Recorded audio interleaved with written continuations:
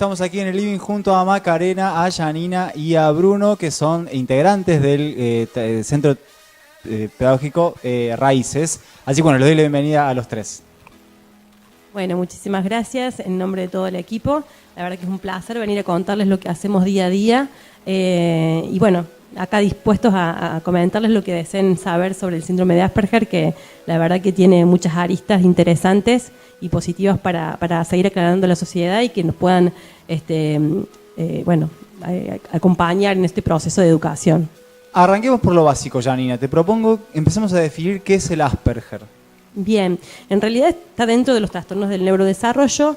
Es un síndrome porque es un conjunto de síntomas que en realidad Hans Asperger, que es en este día, el día de su nacimiento, que se conmemora por eso el día del síndrome de Asperger, fue quien descubrió de alguna manera y que comenzó, ¿no es cierto?, con esta descripción de estos niños que tenían ciertas características particulares a la hora de comunicarse, especialmente las habilidades de lenguaje, algunos intereses restringidos, que hacían que de pronto no pudieran tener la posibilidad de tener una conducta adaptada al entorno, ¿sí?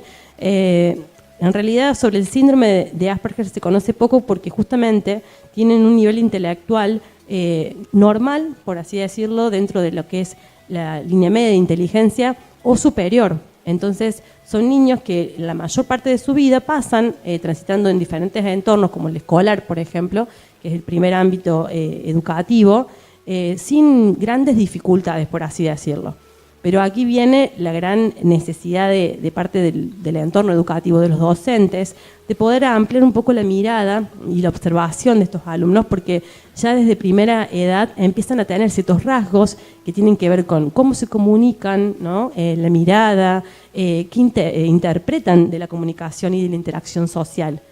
Realmente pueden lograr mantener una comunicación, no está tan relacionado al autismo como muchas veces se lo dice, ¿no? Porque realmente el autismo es mucho más complejo, pero sí la modalidad que tienen a la hora de procesar la información, su pensamiento es bastante rígido, lo cual a veces desatan conductas que son bastante de berrinches, como se le puede llamar.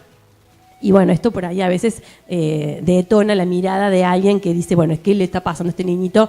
Que de pronto ante una reacción que debería ser más natural, más tranqui, hablemos de un niño que está en un espacio de jardín, por ejemplo, un berrinche puede ser visto como algo común. En ellos por ahí es un poquito más intenso y llama la atención.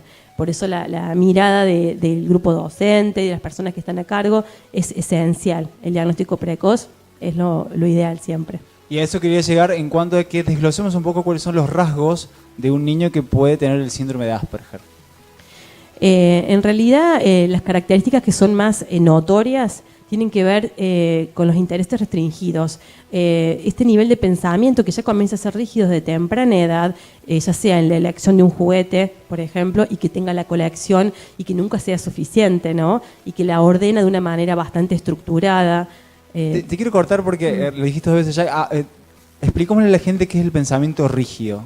Bien, esta posibilidad de que nuestro sistema nervioso por lo general se caracteriza por tener una plasticidad más a temprana edad, hasta los 6 años, incluso bastante, digamos, flexible, que se va adaptando. Y en el caso de los niños que tienen estas características, esto se mantiene de una manera bastante firme, o sea, es un interés que realmente yo no le puedo de pronto sacar un objeto que ellos consideran que es su objeto de deseo muy apreciado y que le disfruta mucho de ese objeto y no puede cambiar. O sea, cuando vemos a un niño por ahí vemos que puede cambiar de foco, de atencional, en diferentes momentos y en diferentes situaciones a medida que se le van surgiendo. De pronto vemos en un niño con síndrome de Asperger que es el dinosaurio y es permanentemente el dinosaurio, o es los cuentos de un determinado autor, o autos, ¿sí? Objetos que de pronto coleccionan y que a lo mejor puede ser visto por un papá como algo, justamente una elección personal, pero cuando alguien va a sacar ese elemento para verlo, simplemente un ratito, usarlo, un hermanito en casa, un compañerito en la escuela, desata una conducta que realmente es inusual, que es como de un nivel de ansiedad muy alto y que hace que detonen conductas inadecuadas que llaman la atención de aquella persona que está a cargo de este niño como algo inusual, como que se va un poquito. Claro, sería mucho más elevado que por ahí que un berrinche común. Exacto. Que pasa a un niño que uno le saca algo con lo que está jugando y se lo puedes cambiar por otra cosa, este niño no lo aceptaría ese cambio. Eso en los niños. Y también tenemos adolescentes, que también muchas veces han pasado toda su niñez sin ser diagnosticados justamente, y llegan a la secundaria y de pronto ya no llevan los objetos, por supuesto, pero sí son temas de interés, en donde solamente pueden hablar de youtubers o solamente pueden hablar de alguien que escuchen música, por ejemplo, de un determinado artista, y no puedan a lo mejor escuchar otra opinión, que de pronto en un encuentro de compañeros, si el otro opina que ese artista es malo o no le gusta o no le agrada y no comparte con él este interés, de pronto puede ser visto como una mala persona del cual se quiere alejar y del cual no pueda llegar este pensamiento rígido que vuelve a instaurarse en este pensamiento adolescente, ¿sí? Y en donde puede ser tildado de mal compañero, de egoísta, de egocéntrico o de apático, y que en realidad tiene que ver con un interés que no puede salirse de ese lugar. Recién hablabas de que a lo mejor de adolescente no había sido diagnosticado en su niñez. Una pregunta básica que te voy a hacer, que la gente lo piensa. ¿Con Asperger se nace o se puede dar por una, no sé si decir una malcrianza, pero por ahí un mal desarrollo de actitudes de los papás hacia los nenes? Bueno, eso es algo que hay que tratar siempre de alentar a los papás a que estas cosas por ahí no las escuchen, porque en realidad muchos papás se han sentido mal por muchos años pensando que la culpa es de ellos. Estamos hablando de trastornos del neurodesarrollo. Esto implica que hay una condición previa, ¿sí?, a la crianza, en donde eso se trae al nacer, que todavía genéticamente no se ha encontrado la causa determinante, ¿sí?, el gen que determina este cuadro. Pero si hay un síndrome es porque hay un conjunto de síntomas que antecede a la crianza. Por lo tanto, se van a ir desencadenando, obviamente que el entorno también, de alguna manera, el ámbito familiar, va haciendo lo que puede, porque en definitiva este niñito va creciendo con características particulares que a veces cierran, otras veces no tanto, pero que en una primera infancia están bastante como tapadas en esto de que, bueno, porque es chiquito, es a lo mejor muy inquieto o muy apático. Hay diferentes como estilos, ¿no? No es que son todos iguales. O sea, esto no hay igualdad. Así como no hay igualdad en las personas, tampoco en el síndrome en sí. Tenemos niños que son hiperactivos, sumamente hiperactivos, y otros que de pronto, nada, son totalmente apáticos a la conexión con el otro, ¿sí? Entonces, las habilidades del lenguaje están afectadas, sí, en ambos. En una por mayor o en otra por menor. Acá la clave es encontrar un buen tratamiento que pueda equilibrar todas esas áreas y hacer que este rendimiento de esta persona sea lo más adaptado posible, ¿sí? Pero directamente el tema familiar se trabaja mucho con psicología, porque realmente llegan al consultorio muchas familias devastadas por esta mirada, ¿no? De que realmente no le pude poner límite de chicos, si yo se los hubiese puesto quizás sería distinto. No, en realidad las respuestas tendrían que haber sido distintas, orientadas por un profesional, pero no quiere decir que hubiesen sido tan diferentes, porque ya están en la esencia del niño.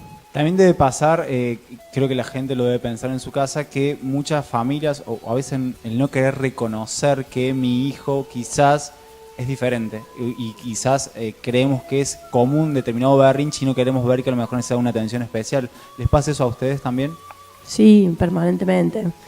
Eso es moneda corriente, o sea, y más en el caso, incluso existen, para los que por ahí no conocen demasiado el síndrome, hay grupos, ¿no es cierto?, en otros espacios por ahí no tan chicos como Villa María, de pronto Buenos Aires, en Córdoba, en donde gente que está diagnosticada ya en edades más adultas, en donde ellos no se consideran como discapacitados, por ejemplo, porque justamente eso depende de los tipos de apoyo que haya necesitado en el transitar de su vida. Hay gente que llegó adulta con síndrome de Asperger que de pronto en una terapia lo pudo ver, lo pudo visualizar, porque por ciertas características que estaban incomodando su adaptación en un ámbito laboral, por ejemplo, y ha sido un excelente y brillante alumno en el transcurso de toda primaria, secundaria y terciaria, y llegan a la universidad con cierta dificultad para desempeñarse luego en esto que eligieron, ¿no? Y en estas situaciones, por ejemplo, son las personas que se encuentran un poco teniendo esta mirada de que no se consideran discapacitados porque pudieron tener una vida autónoma a lo largo de su vida. Pero sí, la familia les pasa mucho esta situación de que han tenido a lo mejor un niño o un adolescente normal, como digamos, con algunas dificultades, pero que no han sido demasiado importantes y que después aceptar esto es mucho más difícil que aquel que ya viene desde el mejor nivel inicial porque sus características eran de hiperactividad, por ejemplo. Entonces ese típico niño que no se queda quieto, entonces esto molesta mucho más que las habilidades del lenguaje, que las dificultades en la habilidad del lenguaje. Al molestar más de alguna manera en el entorno o hacer más ruido, generan que el docente, mamá, mamá, todo el tiempo, y que la mamá acuda a ver qué está pasando porque no lo entiende, ¿sí? Y Bruno, vos estás en lo que tiene que ver con la escuela y la integración. ¿Qué pasa cuando esa docente llama a esa mamá y le plantea esto? ¿Cómo lo toma la mamá, digamos? Bueno, en un momento, yo creo que en primera instancia, cuando la docente recibe un alumno con síndrome de Asperger, por lo general viene acompañado de un informe. En pocos casos ha surgido de que directamente se diagnostica en la escuela, pero así como decía Janina, con temprana edad, en la familia es un ambiente muy controlado y todo este tipo de conductas se van tapando. Cuando se va a la escuela ahí es donde se visibilizan mucho más estos síntomas. En ocasiones la docente puede hacer este llamado a la madre y comunicarle a la familia. Muchas veces no tiene aceptación, a veces rechazado, buscan a veces cambiar de escuela, pero hay otros que inmediatamente recurren a un profesional, se hace un diagnóstico y se elabora un informe, ¿sí? Además de, como decía recién Janina, los síntomas no son comunes, no son los mismos síntomas para todos los chicos con síndrome de Asperger, ¿sí? Entonces, además del diagnóstico, viene acompañado de un perfil de la personalidad, de los hábitos, de los gustos, de cada uno de los chicos, en este caso de un alumno, que es tan importante en el aula, que es el ambiente propicio por sociabilizar, en el cual ellos van a tener grandes dificultades. Entonces, tanto como padres, como docentes y profesionales, debemos dotarlos de herramientas para poder llevar una escolaridad relativamente normal. ¿Y cuál es la función que tiene un integrador en el aula? Y un integrador no necesariamente siempre está en el aula. En algunos casos, de acuerdo al perfil del alumno, puede estar acompañándolo a lo largo de la jornada escolar, y en otros casos no es necesario. En este caso lo que hacemos es mediar y elaborar estrategias o dotar al alumno de herramientas junto con la docente y la familia, ¿sí? Para que él pueda trabajar a lo largo de la jornada escolar. A su vez, a veces el mismo integrador o otro profesional que forme parte del equipo realiza las terapias de apoyo durante una jornada extraescolar. ¿Y cómo es la escuela? Digamos, ¿las escuelas están abiertas aquí en Villa María para lo que es la integración o por ahí hay un poco de resquemor todavía con eso? Sí, en la actualidad hay mucha más apertura a la integración escolar. Cada escuela, como cada chico tiene su perfil, cada escuela también tiene su perfil. Por ahí es muy importante tratar de identificar en qué escuela o cuál es la idiosincrasia que maneja determinada escuela para poder ubicar a este alumno. Por eso es fundamental el conocimiento de este paciente, ¿sí? Antes de elegir la escuela o en la medida de que sea necesario hacer un cambio, ya sea una modalidad pública o una modalidad privada, de acuerdo a las orientaciones, de acuerdo al perfil o cómo ha venido a lo largo de su trayecto escolar. ¿Todas las escuelas en Villa María reciben a niños integrados o hay algunas que se excusan y dicen, no, mira, no tengo la capacidad para hacerlo? Sí, yo creo que la mayoría reciben, sí. Por ahí algunas son mucho más abiertas al trabajo de un profesional externo, que algunas sí te permiten el ingreso y otras no, pero eso también tiene que ver con la idiosincrasia de la escuela, ¿sí? Entonces, uno también sabe que si en esa escuela por ahí te permiten ingresar y el chico lo necesita, bueno, intentemos elegir otra en la cual sí te permiten ingresar al aula. Pero por ahí necesitamos una integración acá, que no necesariamente el chico necesita un acompañante a lo largo de toda la jornada escolar, puede ingresar él tranquilamente y nosotros en comunicación con el gabinete de la escuela hacemos la integración escolar. Sí, Janina. Hay algo que quería agregar a Bruno que me parece que lo explicó muy claro, que realmente todas las escuelas deberían y pueden hacerlo porque por ley está, ¿sí? Hay una ley que justamente lo ampara y eso está bueno que los papás lo sepan, que tienen todos el derecho de estar dentro de la escuela y del espacio común. El tema está en cómo uno justamente elabora el perfil del alumno y puede de alguna manera asesorar. Es indispensable el asesoramiento del profesional a los docentes, porque justamente como son niños o adolescentes, en el caso del secundario, que tienen un nivel de inteligencia normal o, como te digo, a veces superior.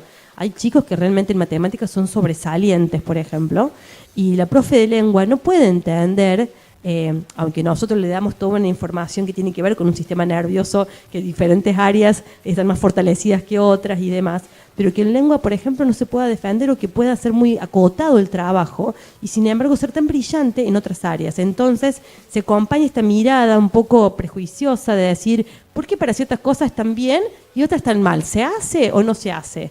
Esta es la típica pregunta que tenemos los docentes integradores cuando vamos a la escuela. Mira, todo muy lindo, pero cuando tiene que contestar, contesta, por ejemplo. Y porque a veces no tienen filtro, esto tiene que ver con el lenguaje y con el pensamiento rígido de que pueden llegar a ser alumnos que son bastante prejuiciosos y en donde uno en la terapia les enseña las habilidades sociales para poder relacionarse. Por ejemplo, no podés ser tan directo con una profesora. A lo mejor esa profesora llega tarde, de pronto hablando de un secundario que nos ha pasado, tiene que ingresar a un determinado horario y la profesora por H por B llega 15 minutos más tarde. Él pinta cara de lo que ya sabemos y en el primer momento que puede le dice, usted llegó tarde, usted está en falta, por lo tanto yo no lo voy a trabajar. Y la docente cuestiona esto, mal educado, ¿cómo me va a decir eso? Pero si analizamos la situación, por eso hacemos mucho análisis de conducta, justamente para ver dónde está la dificultad y a dónde tenemos que hacer nosotros nuestro aporte como profesionales, de decir, bueno, hay que tener cierta dinámica de flexibilidad para adaptarse a que los profesores, bueno, como cualquier otra persona, se le puede hacer tarde y esto puede, los imprevistos pueden pasar. Y los imprevistos para una persona que tiene un pensamiento rígido o que tiene un trastorno de ansiedad asociado al síndrome de Asperger, porque acá estamos hablando de lo que es puro síndrome de Asperger. Ahora, también ellos se asocian muchas veces con otras dificultades, déficit atencional, hiperactividad, trastorno en la conducta, que esto hace más complejo, ¿sí?, el síndrome y hace que se requieran de nuevos apoyos. Pero el asesoramiento es fundamental.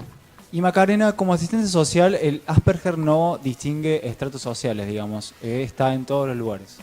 Sí, yo básicamente mi función en el centro terapéutico es acompañar a los jóvenes en lo que tiene que ver la inclusión social, ¿no?, la igualdad de oportunidades y fundamentalmente, como se encuentran en una edad donde ya buscan, tienen esta necesidad de la independencia, lo laboral. Los acompaño a las entrevistas de trabajo. Sí he notado mucha falta de información, así que está bueno este espacio para que ellos, por ahí que tienen más conocimiento, puedan explicar de qué se trata, porque bueno, en las empresas en que hemos ido o en ciertos lugares, ¿no?, ¿qué es esto del síndrome de Asperger?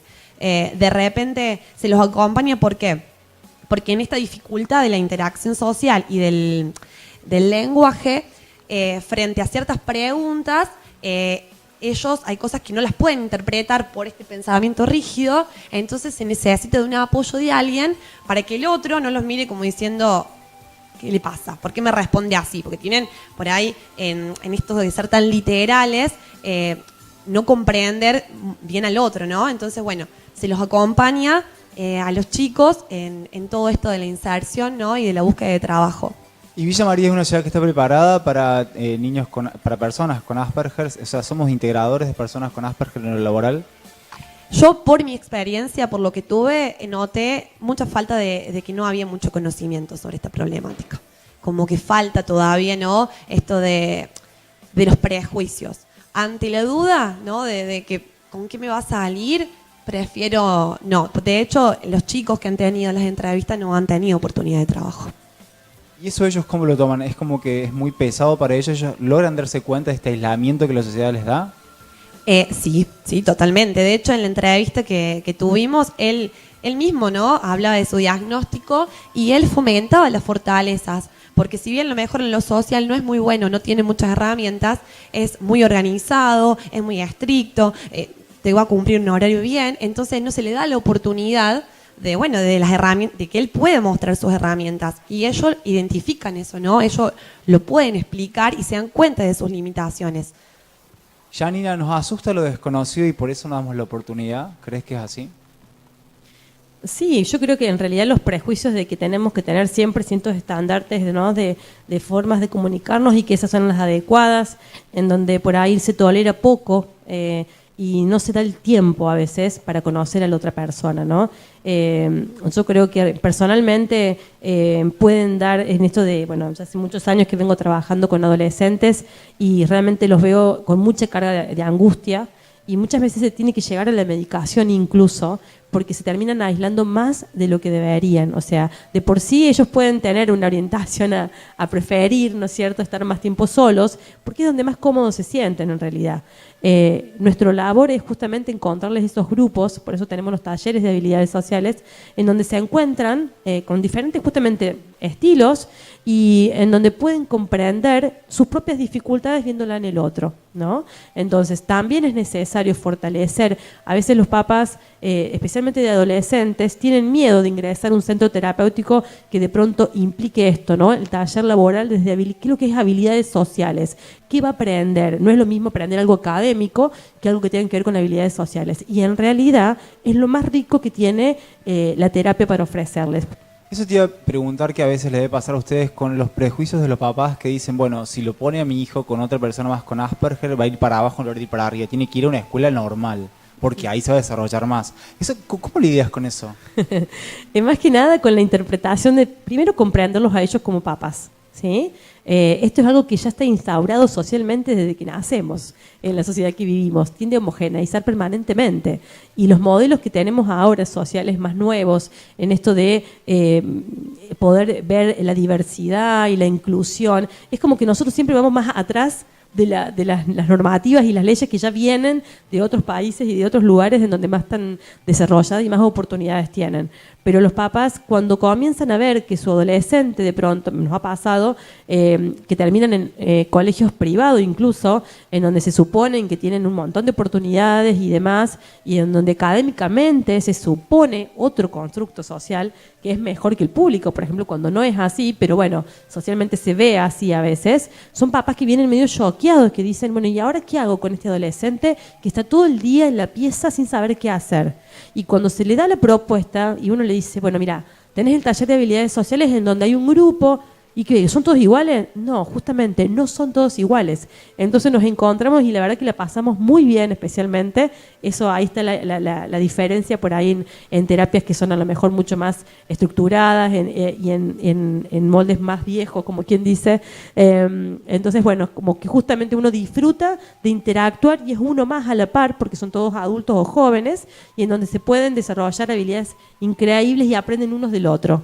Y empiezan a decirse, no, mira, con esa cara así de nada, vos no podés decirle a tal persona tal cosa. Y el otro se mira como que hasta el espejo y dice, ¿en serio tengo cara de nada? ¿Y vos que no paras de hablar y que no se te entiende nada? Que bueno, entonces como que se empiezan a corregir unos con otros y empiezan a tomar conciencia. Yo creo que esto lo hace cualquier persona en algún momento de su vida, de tomar conciencia cuáles son sus fortalezas y son sus debilidades. Entonces, a todo nos pasa. Yo para algunas cosas necesito apoyo, ¿sí? Para determinadas dificultades que tengo en la vida diaria. Y así como también tengo fortalezas que debo mejorar para que cada vez sean justamente más fortalecidas. Lo mismo pasa con ellos.